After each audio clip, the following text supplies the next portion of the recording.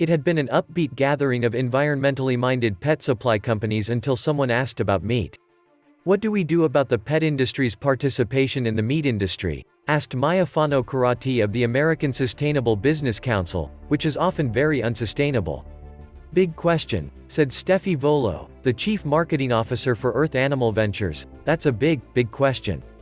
A question for which the sustainable sector has not yet found an answer," said Caitlyn Dudas, the Executive Director of the Pet Sustainability Coalition.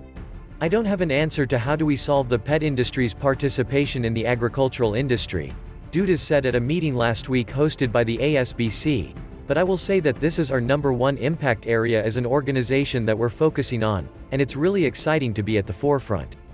Dudas's organization is preparing to release a model to its member animal supply and pet food companies, she said, to help them evaluate the sustainability of a protein ingredient.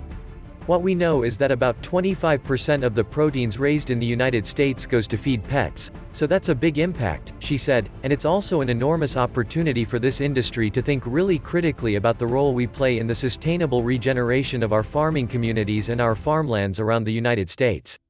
The issue involves not just the environmental impact of animal agriculture," Dudas said, "but also animal welfare, worker welfare and pet nutrition." A 2017 study put the carbon pawprint of pet food at 64 million tons of carbon dioxide per year in the US alone. In 2019, Nicholas Carter of Sentient Media published a review of 94 studies and publications that concluded animal agriculture is responsible for at least 37% of global greenhouse gas emissions, plus a significant share of land degradation, air pollution, water shortage, water pollution, and biodiversity loss. "Protein is the biggest of all of the issues that we're addressing," Dudas said, "one that's surrounded by a very kind of hot, unreliable conversation that is fueled by a lot of emotion." The coalition formed to project a louder voice into that conversation than any single company could. "This is why the coalition was created," said Spencer Williams, the CEO of West Paw, a coalition member that manufactures toys, treats and other pet supplies.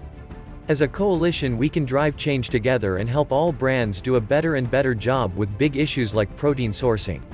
The CEO of the Nature's Logic wasn't shy about using the word meat or describing his company's reliance on it. "I will open the curtain and let you know the secret sauce that lets Nature's Logic be 100% natural," said CEO David Yaskulka.